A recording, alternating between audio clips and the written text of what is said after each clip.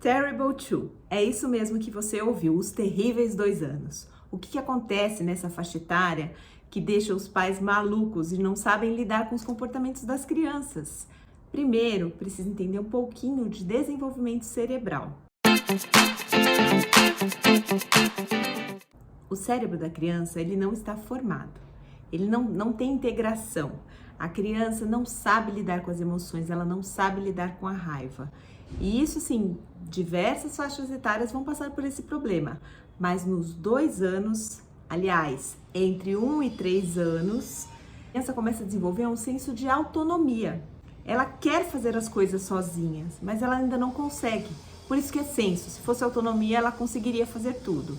Então, ela tem esse desejo, uma sensação de poder, que ela não é mais aquele bebê que é dependente de tudo que a gente faça por ele.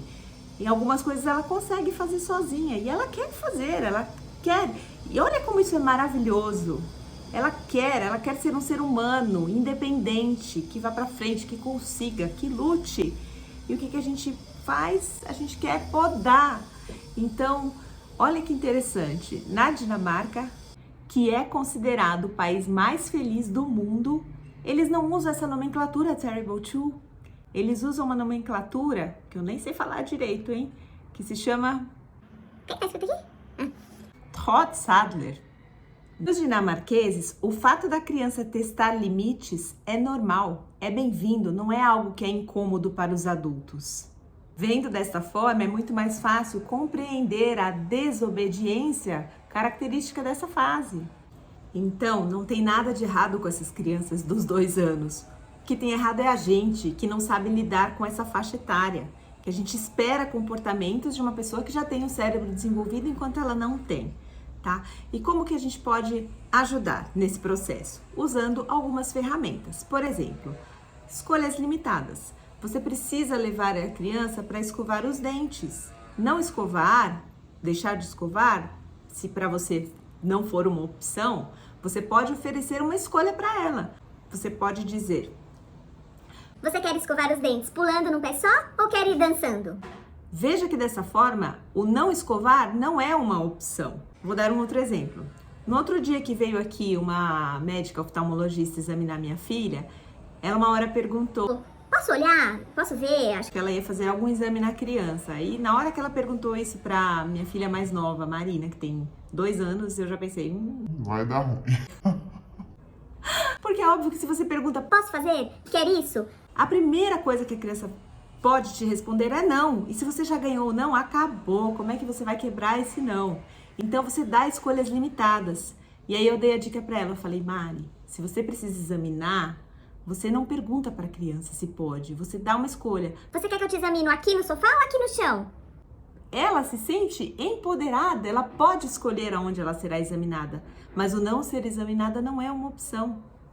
E quando tem uma situação que tem um objeto que a criança não pode pegar, por exemplo, um vaso de flores que quebra, ao invés de você gritar E falar não pode. você pode ir lá, firmemente, gentilmente, retire ela de lá e dê um outro brinquedo, dê uma outra distração.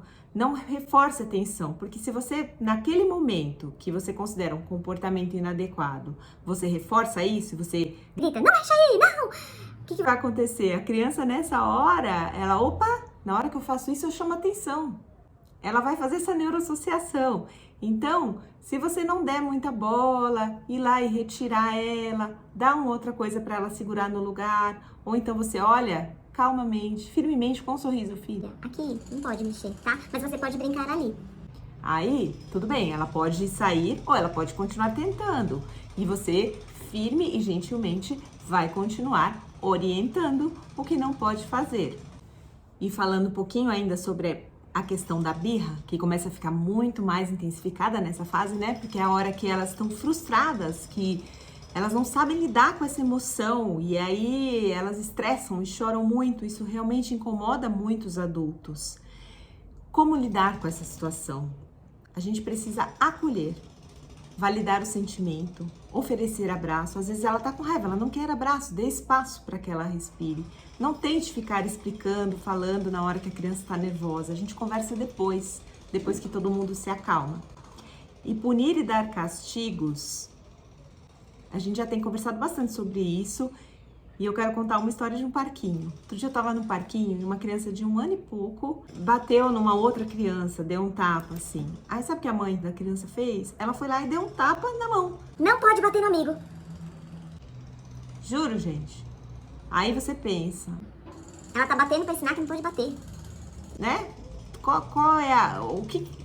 Vamos pensar no cérebro ali, todo imaturo, que tá desenvolvendo, que tá... O que essa criança tá pensando? Mas a minha mãe tá me ensinando que não pode bater, mas ela me bateu?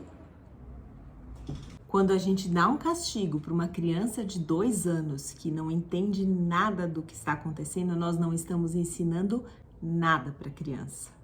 Essa é a dura verdade. Nós precisamos ajudar o seu cérebro a desenvolver. Nós precisamos estimular a cooperação. Então, se tudo que você está fazendo não está dando certo, se a criança não está tendo os comportamentos que você gostaria, os comportamentos adequados, quem precisa mudar primeiro é você. Você precisa ampliar o seu leque de ferramentas, precisa ter mais recursos, mais habilidades para poder educar a sua criança.